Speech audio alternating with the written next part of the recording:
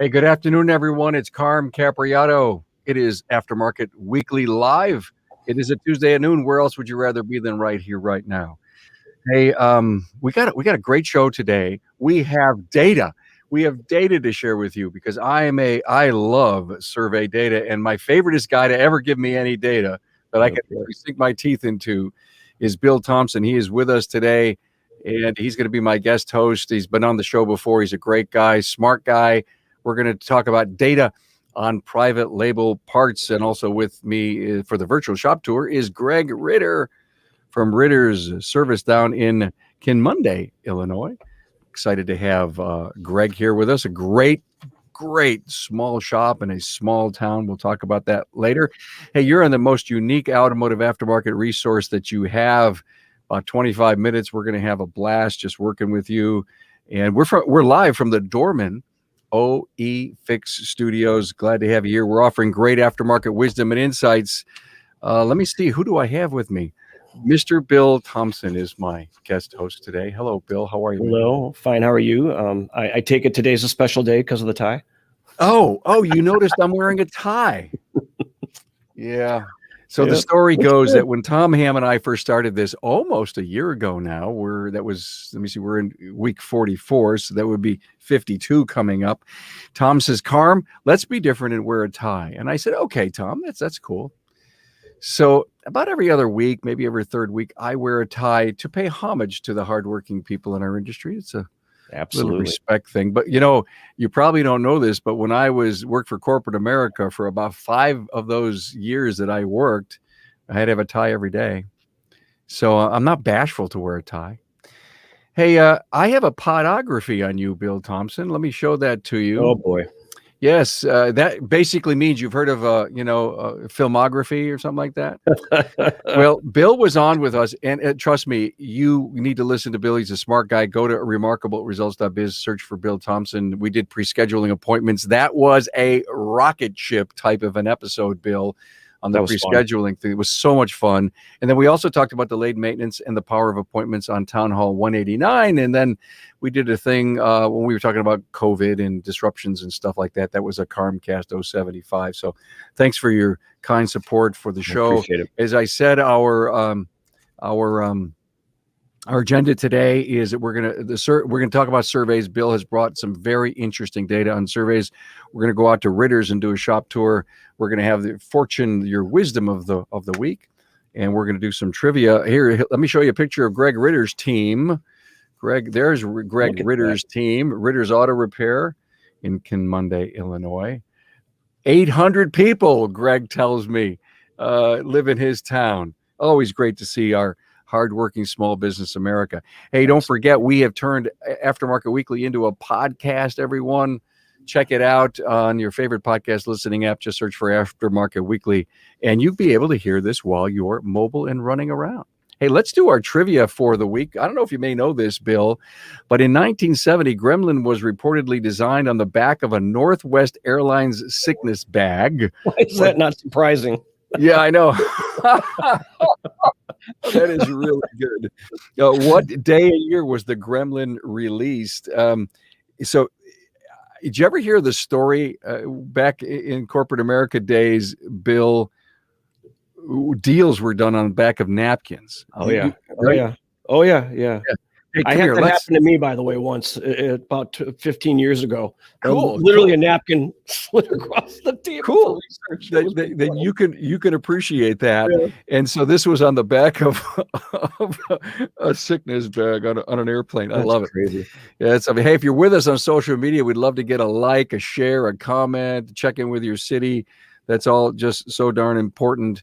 And again, thank you so much to Dorman for sponsoring the show. Dorman may be an auto parts manufacturer, but they are more than that. Not only do they design, program, manufacture, and test their own innovations, but hold them to the highest industry standards with you in mind. Dorman focuses on improving the OE in a way that saves installation time and improves on the functionality of the part. Dorman's process is very straightforward. With their top-tier team of engineers, they quickly reverse engineer the OE and start performing rigorous rounds of testing until it's just right. Depending on the part type, there are multiple tests that a part can go through. These include, but aren't limited to, tensile strength training, salt fog corrosion testing, a million sequences of life cycle testing, and extreme temperature performance. Hey, want to learn more? Visit their virtual tour online at dormanproducts.com/tour. Yes, one day I want to get down to Philadelphia and do a live Aftermarket Weekly from the Dorman facility. That'd be great. Hey, look at this coming Friday, everyone. Town Hall Academy. You know, we're into our 200 and how many 200 and what? 15 weeks. We're going to do I'm big on ASE recently. I've been doing a lot of stuff on ASE because I believe it's incredible importance to our industry and as part of our value proposition. Rethinking your certification. We're going to talk with Trish Sherator, Mark Murphy, and Jamie Bullis about that. Hey, welcome Bill Thompson, who's got some really cool data for us. Wow, Bill, I got to tell you, this is near and dear to my heart. We have some slides, some stats to put up. So I'm going to turn it over to you. We're going to talk about private label parts. Absolutely. And, as a reminder, this, I know there's some, folks that repeatedly watch this. This is 500 shops that we're talking to. And we talked to these folks in January and February, I think it was, or maybe it was December, January. It wasn't all that long ago. And, I know this is an eye chart, but, we get asked all the time from our customer, our part manufacturer customers and others about use of private label parts in the aftermarket. It's kind of hard to get a handle on, particularly as Carm, you and I were talking about. It's a nomenclature issue when you say private label parts. It can mean a lot of stuff, but we phrase it in relation to the store brand parts because we're trying to understand, right? The retail store brands, the WD store branded parts. If the usage of those are increasing in relation to actual national branded parts, that's really what we're going for. And we've actually asked this question for a number of years, and and I don't think this is any surprise at all. But we continually see folks answering that they're using these store branded parts more and more and more. And their intention to use them is even greater, and without going into extraordinary detail, I think some of the more interesting things, particularly attitudinally, that's occurred, especially over the last year, during the pandemic, is you can hear in the voices of the shops, their attitudes and how they're feeling. Really, when you read what they're telling us, this to me is one of the more fascinating things. You can always ask, hey, yes or no, do you use something? But when you ask them to elaborate a little bit more and you get the verbatim answers and we write those things down, you read through them, you can kind of get a sense of, I'm feeling great and things are going great or not so much. And I think this particular time when we asked about the private label parts, what I thought was really fascinating was, not so much that there was this increased usage of these private label parts as much as there was of the discussion of why.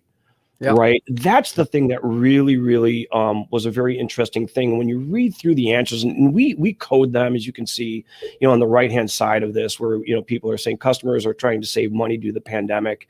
Yep. Those are our interpretations and categorizations of the answers. But what we're hearing are things like we consistently have customers come in that are trying to save money, so we offer them these opportunities.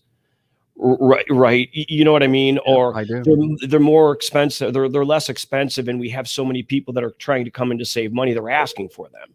And we're just categorizing them in these buckets. And we've heard it more and more this time around. If you can even see in August of 2020, what it looked like. There's such a stark difference. We try to blow that slide up for everybody. Maybe I just made it a little larger. And you're right. What a huge jump between August 2020 and now. Wow. Yeah. And even prior years. So I would say if you were to even look at prior years in 2018, I can't remember if we asked in 2019, the numbers, were similar about, they flipped around a little bit, but they weren't as high as what you're seeing in this January 2021, where those mentions, if you have nearly 60% of 500 people saying our customers are trying to save money, that's really telling you something.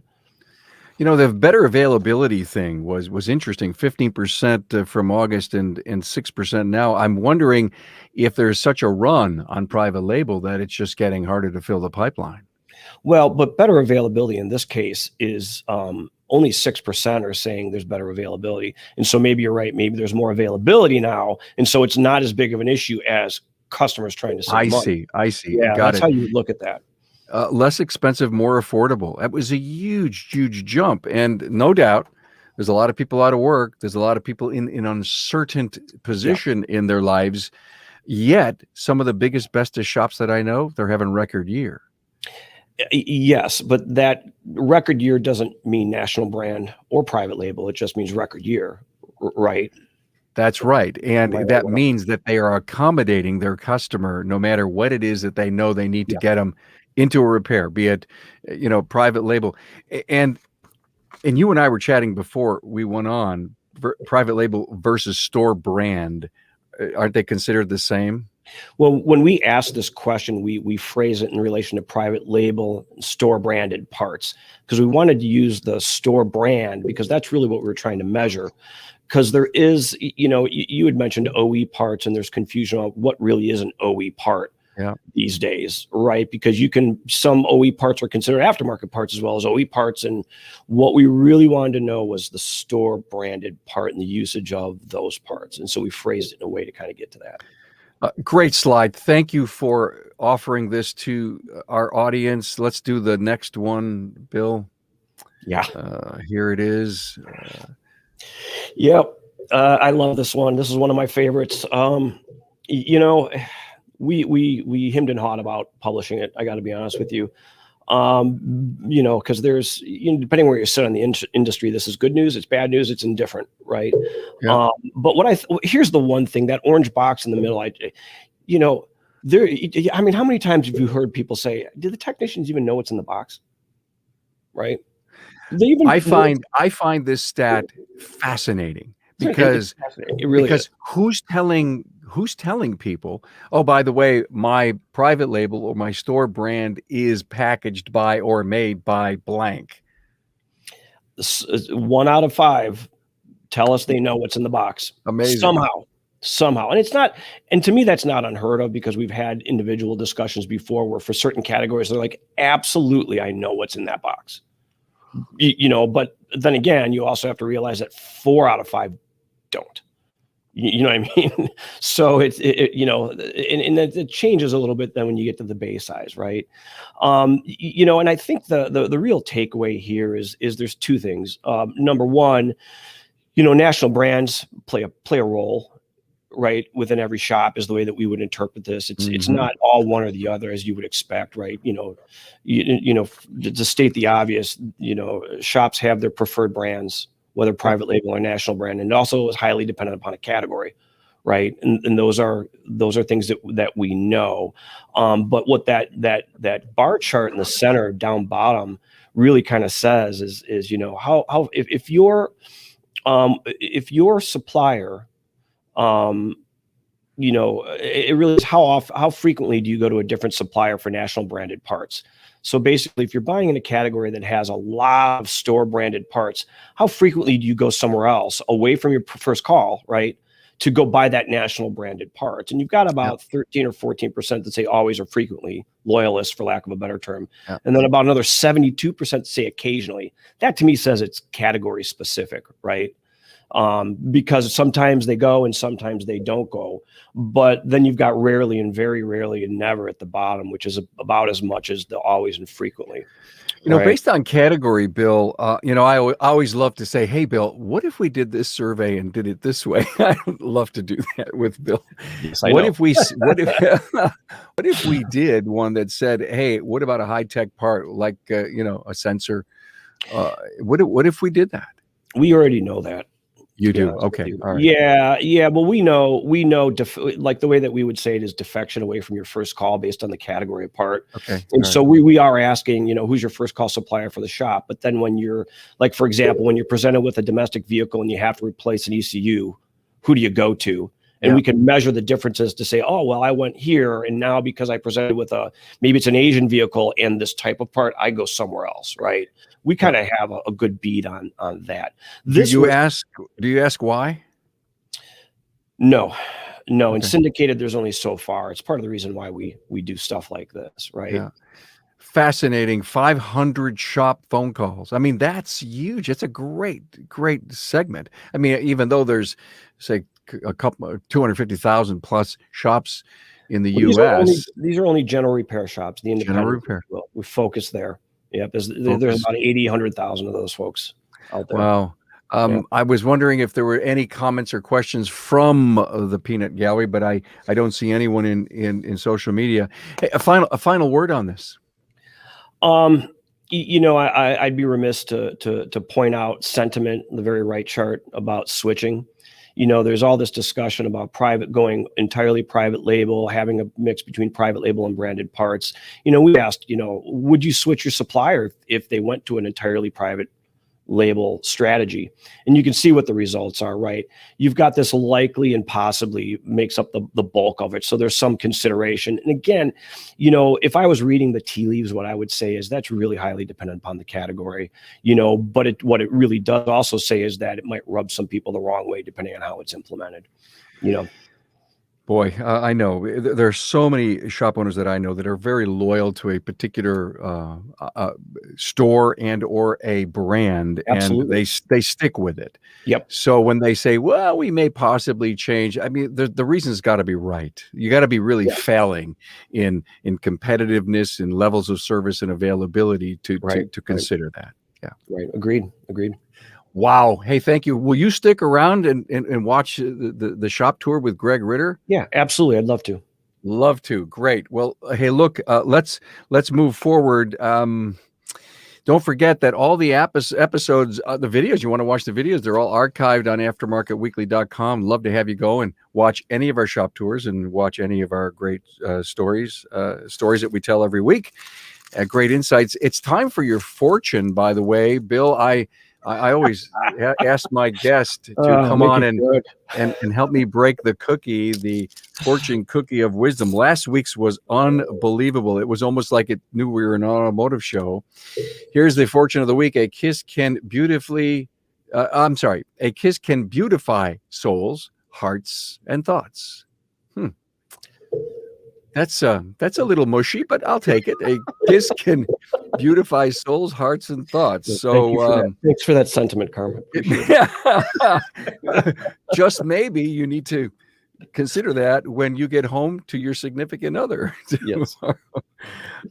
Great. Hey, here's what we did this week, everyone. Robbie Bunch episode went out today, the virtual service advisor. I'm telling you, you got to listen to this because Robbie comes on and we start talking, and him and I decided to create a brand new cottage industry during the episode of the virtual service advisor. It was so much fun. A great episode. Last Friday, Sarah Frazier was with us in Millennials A to Z. And we also put out a great episode, a service advisor role play, part number 5 with Clint White, Dan McWilliams, and Ben Lesor. It was really, really cool. Well, I don't know about you, but I'm ready, very ready to get Mr. Ritter.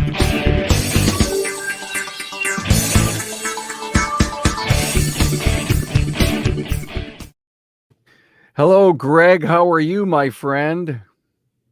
Let me get you on board here. There you are.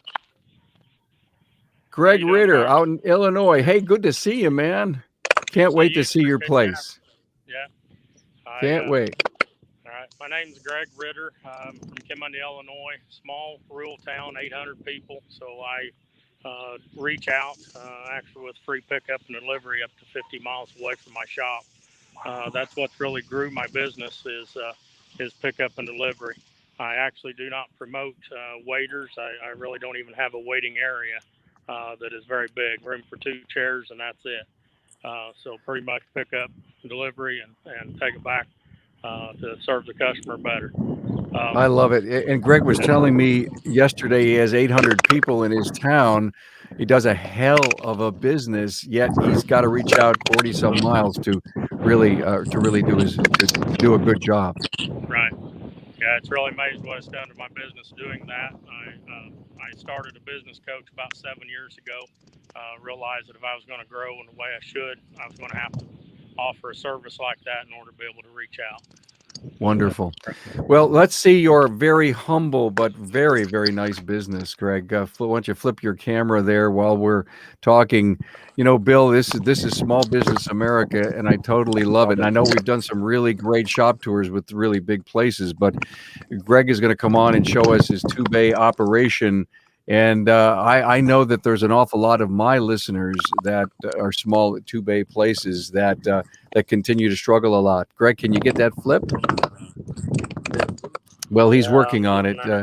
Remember, everyone, we're in the country, so considering great Wi-Fi or data signal, sometimes there we go.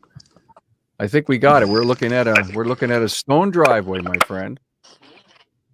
Right. Like I said, I guess a rock driveway. I've never done any concrete or anything. It seems like I get by pretty well with it. Good. I have parking that is over to the side. I've got all the way to the next street, so I've got several rows of cars down through there. We've got our smokers here. We've been doing vision training this last week as well as this week. So our technician brought in his smoker. We've been having some awesome food while we've been closed down some for the training. So I don't know about you. Can you hear me, Greg? Yeah, Greg, I can hear you. Are you smoking anything today? No, I'm not actually today. Maybe later this afternoon. And Greg is a guy who would shut his shop down and take all of his people to vision, but now he's doing it virtually. Right. Yeah, like I say, it's a big change, but I definitely want my guys in training. I definitely see the value in it. That's great. I'm very honored to have techs that sees the value as well. Like I say, I kind of grow to the point I would like to do an addition. So I just recently purchased a house and all the lots all the way across the end of my lot. So I have plenty of room for expansion now. I'll walk back behind my building to show you that. I've got a house that the fire department is going to burn down and be getting that. So I've got this whole space right here all the way across the lot. So I've got plenty of room for an addition. So I'll tell you, Greg, there are probably shop owners that are envious of the land space opportunity that you have to grow. Now, would you add 2 more bays or even more? Probably even more. I can see, I think, in my area that I think we're going to continue to grow. Got a lot of potential, I believe, here yet. Good for you. Oh, that's just great to hear. Now I see we're going to go in the front door. Yeah. Got my sign up for my training, so because like I say, we're normally closed right now until after classes is out. My office and waiting area, like I say, is very small. I built this actually when I was 23 years old, built it for myself and thought I would just run it by myself. It didn't take me long to realize I outgrew that. Then I love this. This is a great story. 23 years old and you built this. Wow. I've got my area that I work right here. I'm a small desk, but we 2 people squeeze behind it. But I have my TVP for auto vitals there on the right, inspections, edits in the middle there. And then I run Napa Tracks as my shop management system. Then I have another service advisor that has a laptop right here. She's actually currently in training with some of the vision recorded classes right now. Excellent. So all my techs are taking a class right now. They're all on headphones, sound deadening, so they don't have to be interrupted by phones and things like that. So it's rare to see a clean, empty shop. This is. I know you're in training. Really nice. I get it, but that is really sharp. And so I just put in 2 new lifts this about 3 weeks ago. I had lifts that have been here 26 years, so I was getting safety issues with them as well as bent arms and a few things. So I put in 2 new rotary lifts there. Got those up and running just here recently. I got key holder here. I've got a wash area for the techs right nearby the bays. Got tire machines. We actually sell quite a few tires for a small area. Do pretty well. We got a tire balancer back in the corner. I also I have central air here, so my techs, whenever it gets heat of the summer, they don't slow down, and it's amazing the efficiency and how much more they get done whenever I not having to slow down because they're getting overheated. I've got the Snap-on Zeus diagnostic cart with intelligent diagnostics. We are very well known for drivability in our area, so we do really well with that. We also have Auto Ingenuity scan tool that seems like kind of fills in some of the gaps that maybe Snap-on misses a little bit. Got Bernie Thompson's ATS scan tool as well. And we also have the Ford IDS scan tool. I hired a tech out of Ford dealership, about 13 years of experience there. So whenever I hired him, we kind of discussed in the beginning that I wanted him to be back to the same level he was when he was working at the dealership. Wow. So within a year, we put him in to Ford factory scan tool. Here's my other two guys doing training right now. Two of them there. Toolboxes on the back wall, as well as another tech over here in front of his box doing training through vision also. This is an opportunity I would have never expected to have. I almost need to pull this out, Bill and Greg, and show the industry how it really works. Close the shop. Are they all watching something different or the same training? Two techs that's over here on the table here is watching the same thing. It's actually an air conditioning class through vision. Yeah. I believe Matt is watching a DPF class from vision.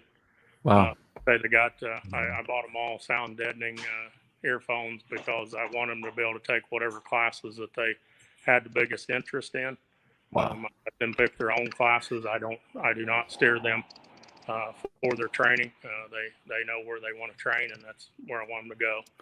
So impressed. So impressed. I mean, to me, the big takeaway for this tour is the commitment to training and great small shop, clean. You've got the latest equipment. You care about making sure that these techs are on the cutting edge. And probably for 40 or 50 miles, the world comes to you for diagnostic problems, even other shops, I bet. Right. We're well known, and we get shops as well as dealers that sends us problem calls. So, wow. Very blessed there. Great stuff. Great stuff, Greg. Thank you so much for this. Is there anything else that we didn't see? I've got BG. We push preventive maintenance very hard. We've got a lot of BG products. We push those. We also have a smart washer that I think is a very good thing to go green with. You don't have to worry about the cradle to grave law with it. So I've got a storage room back here. Very small. Like I say, I kind of wish I could have built it bigger, but I have parts that comes in right here, and then the cores and returns goes on the other side. I have one tech that worked for me about 20 years, and he has since slowed down a little bit, and we moved him into tracking his parts when they come in. He does pick up and delivery. He does different things like that. So he's kind of an assistant to all of us. Great. Hey, thank you. A very, very good tour, Greg. I appreciate it so much. And let's just finish off the show. I was so incredibly impressed. I'm going to put you on mute because I keep hearing a lot of static coming from the other end. But I don't know about you, Bill, but I loved what I saw there. That was fantastic. That you're so right about the training piece of it. You know, that commitment to training is really, really great. I love the pickup and drop off piece too. That's just the coolest. Concierge service. Doesn't matter where we got to go get you, but we're going to go and get you. Hey, let's finish off the show. Thank you all for being here. Let's do that trivia thing. In 1970, Gremlin was reportedly designed on the back of a Northwest Airlines sickness bag. What day and year was the Gremlin released? Well, it was April 1st, 1970. It was an April Fool's joke. Wow. Wow. Again, why am I not surprised? You're not surprised. I hear you. Anyway, always some great fun stuff to learn here on Aftermarket Weekly. Next week, Mitch Snyder from Mitch's World and the book Misfire is going to be with us. I love to have Mitch on like once a quarter. He's just so much fun to talk to. And we're going to go down to Green's Garage in Miami, Florida, where Orestes Triana is going to give us his tour out in Miami. Thank you so much to my friend Bill Thompson and Greg Ritter for being on the show. Greg, wonderful tour. Bill, always a profound bunch of survey data to rock us up for a little bit, give us 24 hours of think time by all the great stuff Bill brings. And until next week, everyone, peace. Thanks for being here. Thanks, Carl.